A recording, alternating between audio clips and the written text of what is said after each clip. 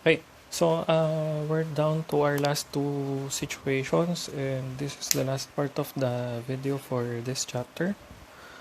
In the fourth situation, meron tayong footing, meron tayong square footing na ang dimension ay 1.5 by 1.5 meters, situated on an 890 kilonewton na load.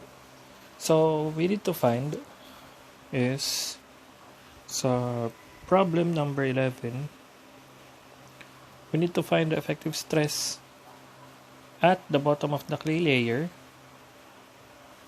given without surcharge.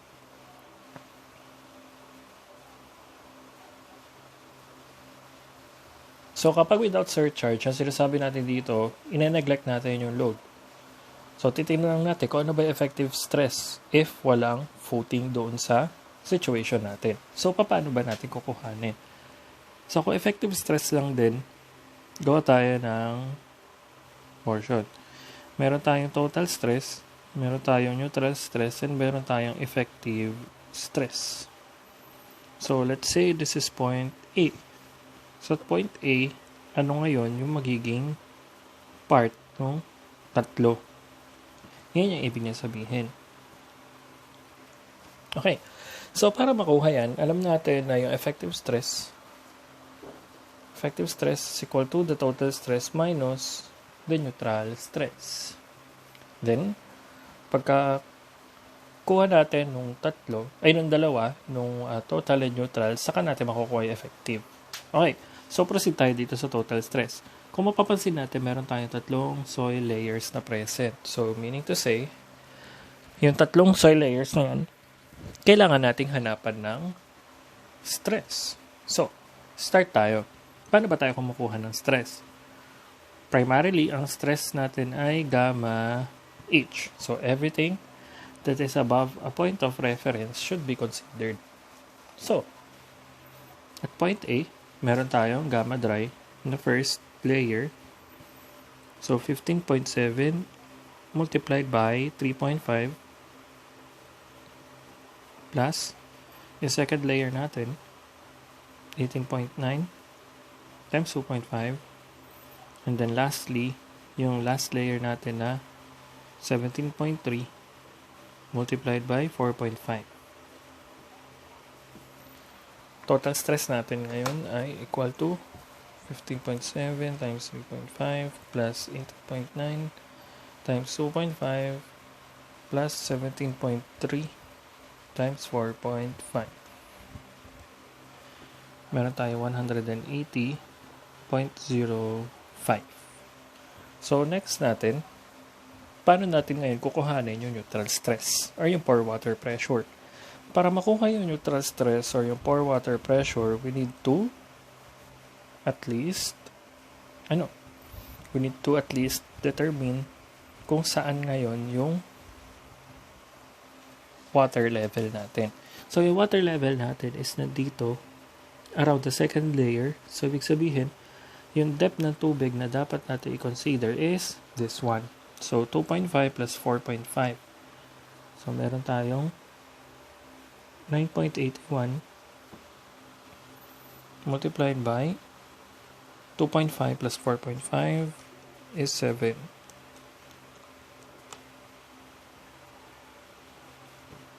So, meron tayong 68.67. Ibig sabihin, yung effective stress natin is just equal to 180.05 minus 68.87. Effective stress is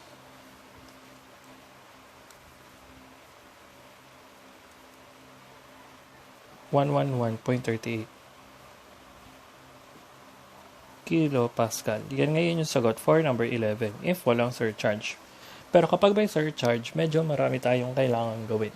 So, kailangan natin mag-approximate ng mga values. At the same time, kailangan natin kuhanin yung Westergaard's coefficient. Okay. So, paano naman natin gagawin yung number 12? So, sa problem number 12, ang kailangan daw natin dyan ay kailangan natin mahanap yung settlement ng footing. So, ibig sabihin yung primary settlement if normally consolidated.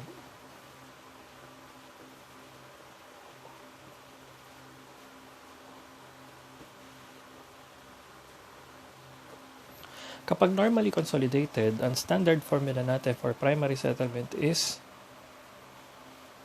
CCH over 1 plus EO times the logarithm of the original stress or yung effective stress natin doon sa portion ng half ng clay layer. So, ibig sabihin, kapag nag-consider tayo ng consolidation, lagi tayo sa half ng clay layer plus delta sigma or yung applied load natin all over the original stress. Paano naman natin ngayon kukuhanin yan? So, this situation is for normal consolidation. Kapag over consolidation, may mga may mga formulas pa tayo for that, di ba? Kapag over consolidated, meron tayong dalawang formulas for primary settlement.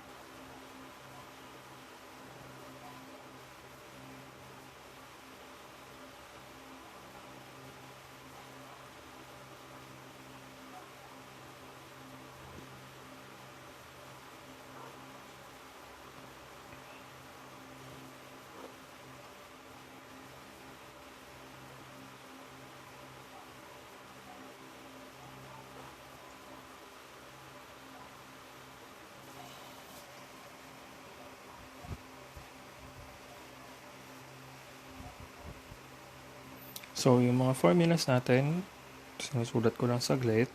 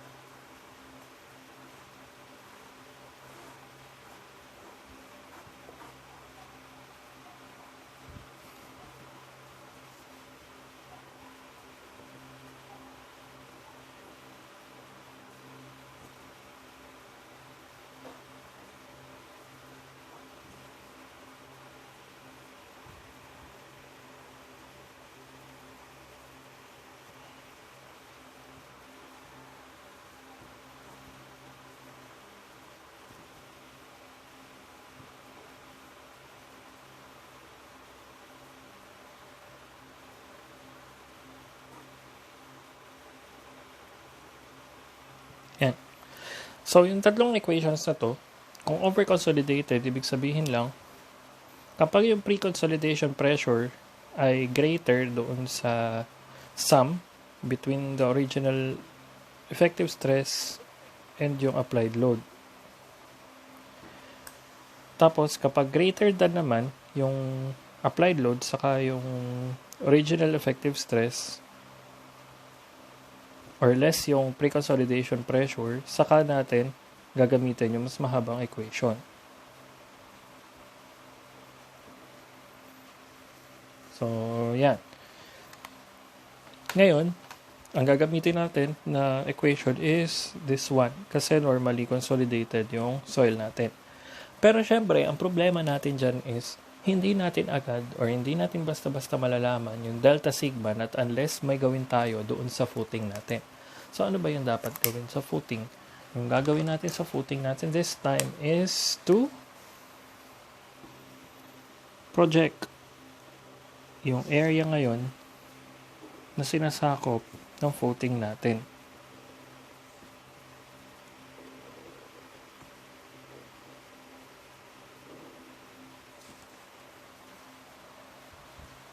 Yeah. So, ngayon, ang gagawin natin, pasensya na, magpapalit lang ako ng ballpen dahil medyo nagbablat na.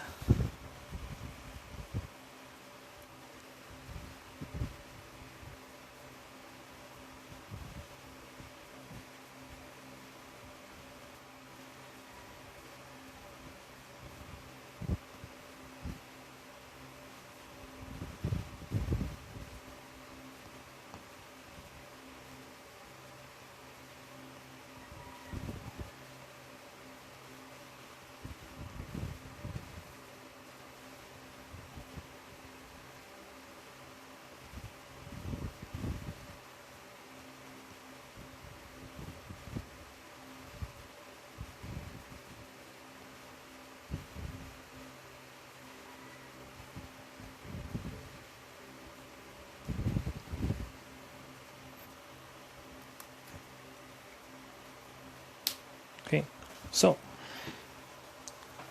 nakapagpalit tayo ng ball pen. So, try natin. So, ngayon, nagpa-project tayo ng area doon sa sinasangkupan ng footing wherein titignan natin doon sa clay layer mismo. So, dito sa bottom part ng clay, yung projection ng area ng footing. So, para i-project natin yung area ng footing, meron tayong kino-consider na ratio for that. Kasi, kapag nag-distribute na load yung footing, hindi naman siya perfectly na nandun sa pinakaimba. Meron tayong kino-consider na ratio dyan na 2 vertical, 1 horizontal. So, ibig sabihin, kapag nag-refer tayo doon sa clay layer, meron tayong kino-consider na top layer, meron tayong kino-consider na middle layer, and yung bottom layer. Ngayon, dyan sa tatlong layers na yan, kailangan nating hanapin kung ano ba yung projected area ng footing. Since kung mapapansin natin, meron tayong footing dimension, so ibig sabihin, 1.5 na yan all throughout. Pero, ano nga ba yung side na to? So, paano natin ma-denote ngayon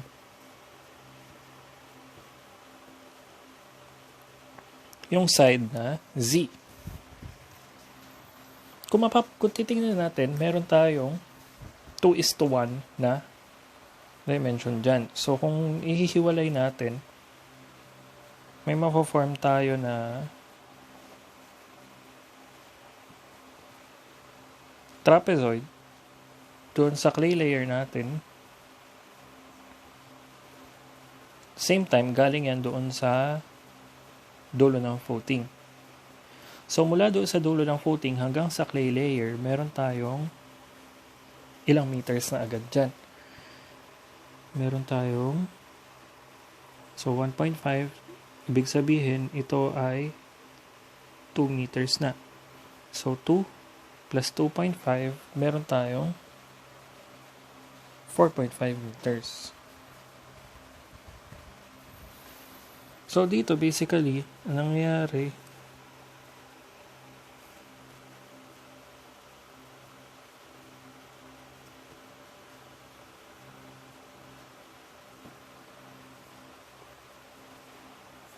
meron tayong top layer ng clay, meron tayong middle layer ng clay, and meron tayong bottom layer ng clay. Doon sa 4.5 meters na yan, dyan ngayon nag-start yung top layer. Wherein, meron tayo 1.5 meters na dimension ng footing. Ngayon, kung 4.5 yan,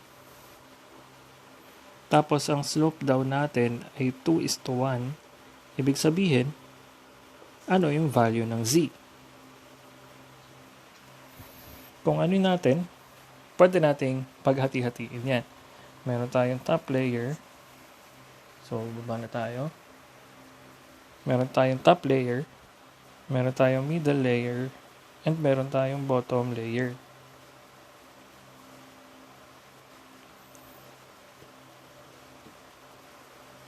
Doon sa top layer natin, ang dimension ng base natin for all of the sides, meron tayong 1.5 meters. Diba? Ngayon, yung dimension ng Z, pwede nating i-correlate yan dito sa height natin. Pwede nating sabihin na this is equal to Y. Yung Y natin na height is, meron tayong 4.5. Tapos, next natin is yung middle portion. Yung middle portion, since this is 4.5 meters, gano'n na ngayong kababa yan? 4.5. Tapos, pagdating natin dito, sa gitnang portion, gano'n ang kataas yan. Okay. Sa middle portion, meron na tayong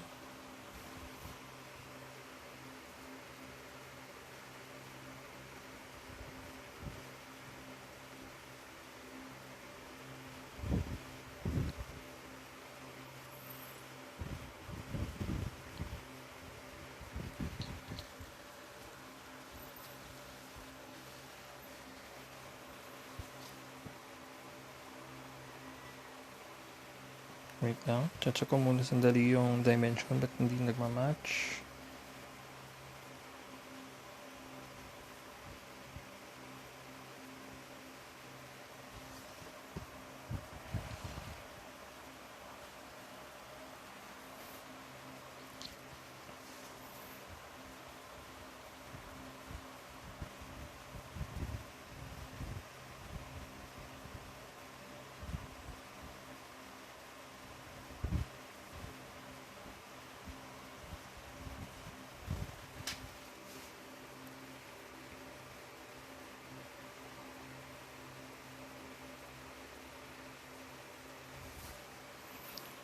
Okay.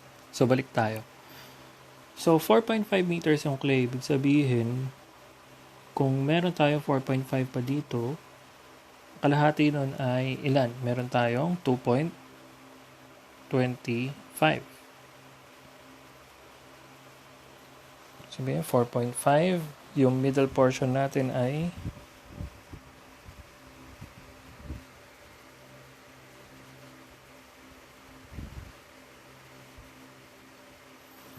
ilan?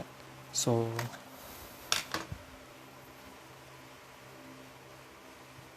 hanggang sa ano natin, ang bottom layer niyan ay 9 meters. So, 4.5 plus 2.25 ay 6.75. Tapos, after nyan, pagkakuha nung y, pwede nating sabihin na meron tayong b plus y. Bakit? Yung z, pwede nating sabihin na value of z is equal to y over 2. Since gina-justify natin yung 2:1 na ratio. So therefore, pwede nating sabihin na meron tayong b plus y para doon sa total na area ng footing. Ngayon, yung b plus y natin, pwede natin i-consider na this is equal to 6. Then, 1.5 plus 6.75, meron tayong 8.25. And then yung bottom portion na 1.5 plus 9 equal to 10.5. Okay. So, after nyan, ang pwede natin gawin is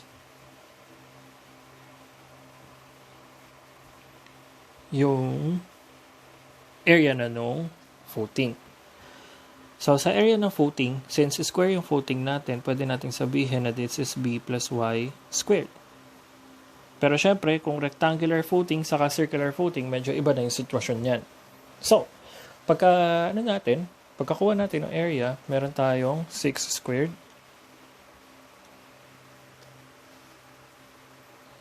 So, meron tayong 36.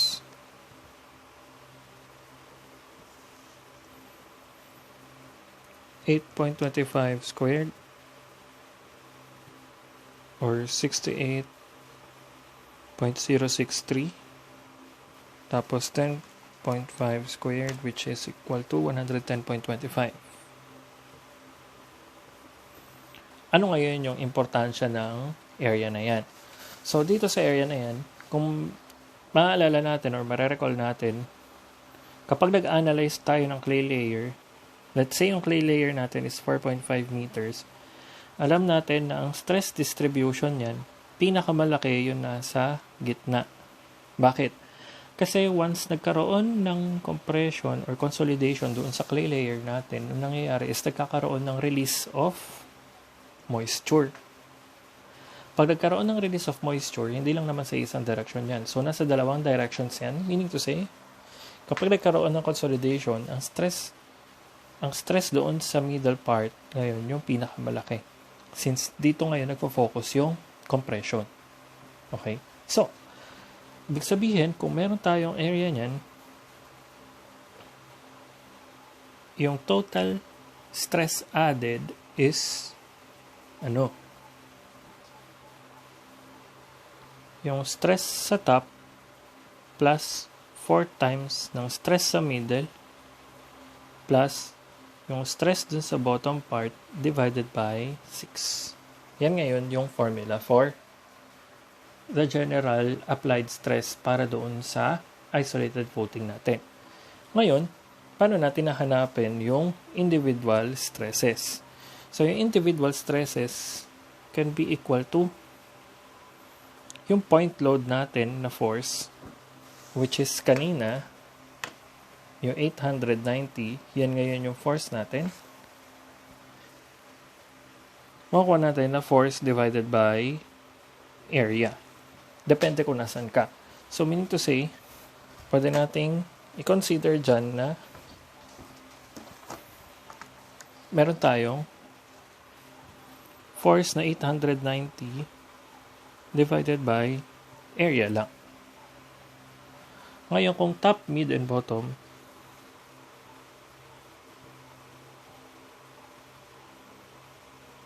pwede natin agad makuha yan. So, meron tayo 890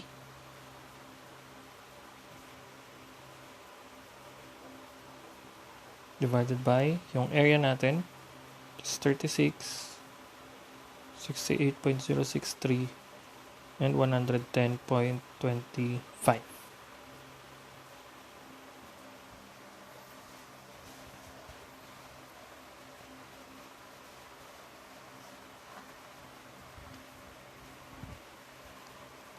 Okay. So, kung gagawin natin yan, ang next na procedure, so, calculate. Meron tayong 890 divided by 36, 24.72. Next is 890 divided by 68.063, which is 13.076. Lastly, 890 divided by 110.25, 8.073. So, para makuha na natin yung added stress, meron tayong 24.722 plus 4 multiplied by 13.076 plus 8.073 divided by 6. Applied stress is equal to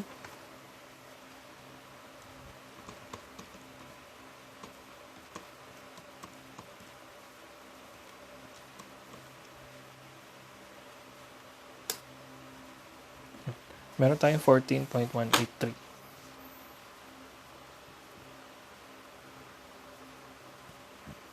Kilopascal.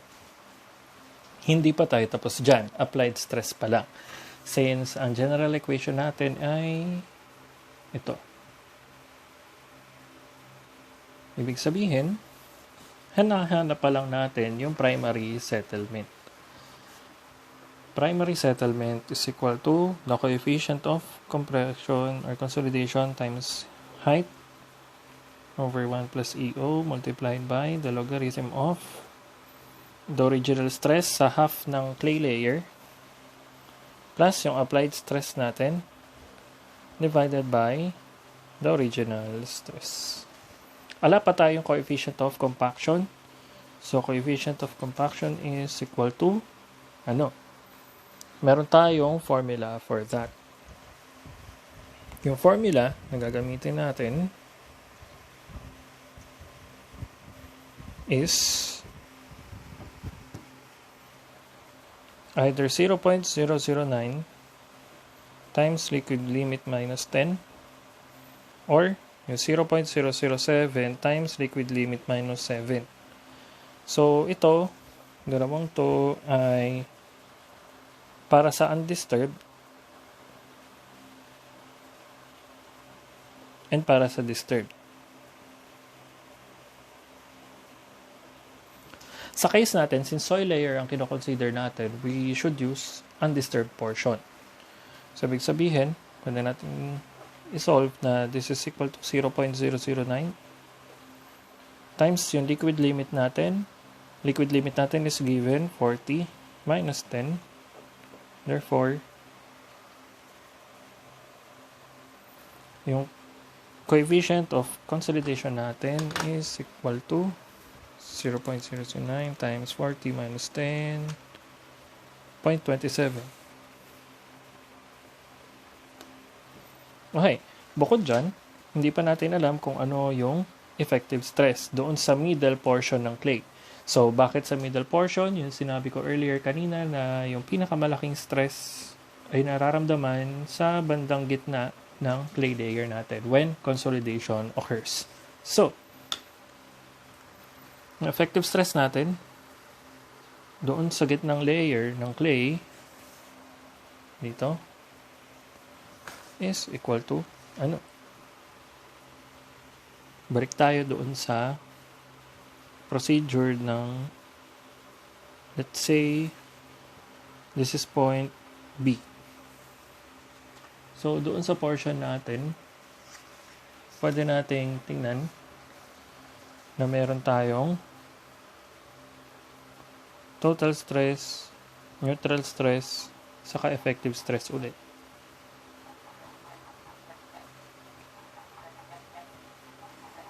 So, for the total stress, meron tayong dry na 15.7 times 3.5 plus 18.9 times 2.5 plus 17.3 times, okay, ito na. So, instead of 4.5 kanina, tulad nung nandito sa problem 11, ang gagawin na natin, instead of 4.5 siya, gagawin na natin siyang 2.25 kasi kalahati na lang ng clay layer yung kailangan natin. So, total stress is equal to 15.7 times 3.5 plus 18.9 times 2.5 plus 17.3 times 2.25. Meron tayo 141.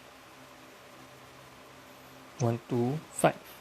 Neutral stress. So, yung neutral stress, sa mangyayari, instead na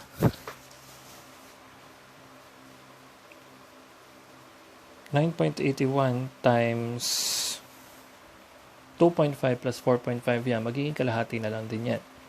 Mangyayari, meron tayong 2.5 plus 2.25. So, 9.81 plus times 2.5 plus 2.25. Meron tayong 46.598. Effective stress is equal to 141.125 minus 46.598, which is equal to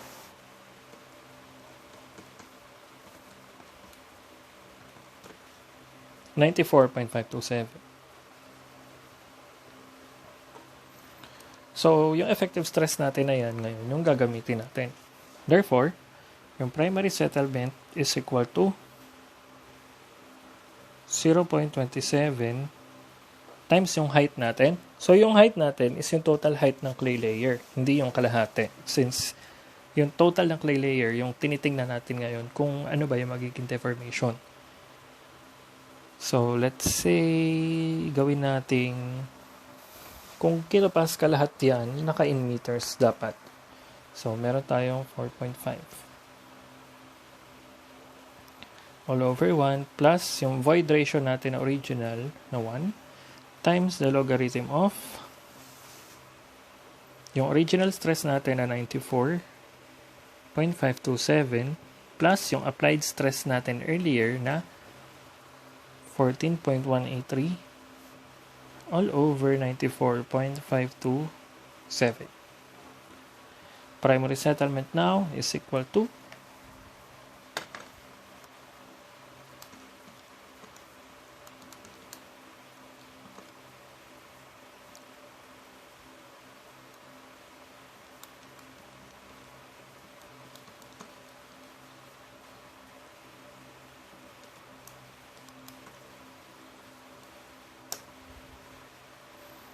primary settlement is 0.0369 meters or meron tayong 36 mm.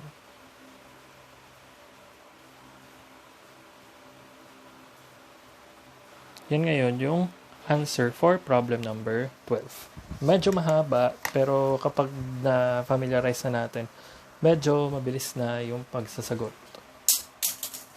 Okay? So, on to our last problem.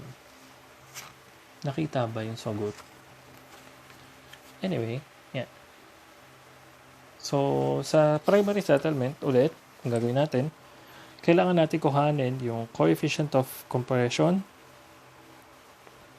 yung effective stress doon sa middle ng clay layer natin, and somehow, nakakuha tayo ng 36.88 millimeters. Okay, so last problem. Yung last problem natin, or yung fifth situation, meron tayong given na dalawang soil layer na merong coefficient of permeability. So, doon sa coefficient of permeability, present ngayon na meron tayong K1, K2, meron tayong height per soil layer, and meron tayong height ng dalawang water level. So, sa first problem, ang kailangan daw natin hanapin ay yung equivalent discharge. So, paano ba natin hahanapin yung equivalent discharge? Equivalent discharge, pwede natin hanapin yan using Varignon's theorem ulit. Wherein, yung equivalent value ng K times yung summation lang lahat ng heights is equal to summation ng K times height. Meron tayong individual heights dyan, makukuha din natin agad yung equivalent. So, we need to say meron tayong K equivalent multiplied by 45 plus 33 is equal to 45 times 35 plus 33 times 27. Equivalent value for K is equal to 45 times 35 plus 33 times 27 divided by 45 plus 33. Equivalent value for K is 31.615 meters per day. Yan ngayon yung equivalent value for K. So, number 14 natin, we need to find yung value ng hydraulic gradient. Paano naman natin ngayon hahanapin yung hydraulic gradient? So, doon sa hydraulic gradient, ang una natin dapat hanapin is ano ba yung pressure head? To determine the pressure head, meron tayong dalawang water level na present, which is 59 meters and 41 meters. So, doon sa 59 meters and 41 meters natin, makukuha natin agad yung pressure head since meron silang difference in elevation. Yung head natin ngayon dyan is just equal to 59 minus 41 or equal to 18 meters. So, yung I, alam natin earlier, doon sa sa second situation natin na ang hydraulic gradient is equal to H over yung corresponding height. Pero sa case natin, since ang flow ng water natin is horizontal, anong height ngayon yung pwede natin gawing reference for conduit? Pwede nating reference is yung length. Pwede natin sabihin na this is H over the length. So, meron tayong height na 18 meters pressure head, and then meron tayong 2,000 meters na path ng water. So, therefore, value ng I is now equal to meron tayong 9 times 10 raised to 3 or 0.009 na constant for the hydraulic gradient. So, last item, so number 15, paano natin ngayon kukuhanin yung discharge or yung value ng Q? So, Q is equal to KIA. Alam natin yan kanina. Paano natin ngayon mapapakita yung cross-sectional area? So, kung mapapansin natin dito sa flow ng water, meron tayong 59 and 41. Ngayon, kung ito drawing natin yan, yung 59 and 41, yan ngayon yung dinadaanan ng tubig na makikita natin dito sa path na to. So, yung 59 and 41, bukod dyan, ang flow ng tubig natin is downward. At the same time, meron tayong 2,000 meters. Kung maaalala nyo doon sa surveying, meron tayong tinatawag na prismoidal formula. Doon sa prismoidal formula, tinitignan natin yung average ng mga areas per point of trajectory. So, yung 59 and 41, pwede nating sabihin na itong area na to, cross-sectional area natin is, kung meron tayong 1 meter strip, pwede natin sabihin na this is 59 times 1 plus 41 times 1 divided by 2. Yan lang siya. Yung cross-sectional area natin, okay, yung cross-sectional area na sinasabi natin ay yun nandito sa gitna. Okay? Hindi yung tangential. So, itong area na yan. Area natin is equal to 59 plus 41 divided by 2. 50. So, yung Q natin is equal to KIA. Meron tayong 31.615 times 0.009 times 50. Ang rate of flow now ay equal to, so 31.615 times 0.009 times 50, 14.227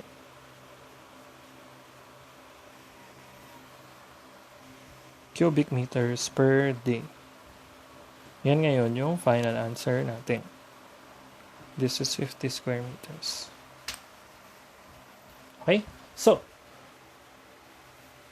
yung mga questions natin, sa comments po ng post natin doon sa Google Classroom. And then, yun. Ang assessment exam natin would be on Monday and then I'll be posting it sa Google Classroom as well.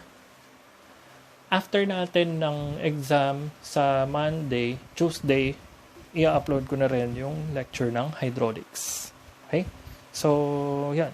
Yung questions natin, yung mga anything na kailangan natin clarify or yung binary reactions natin would be entertained sa Google Classroom. Thank you!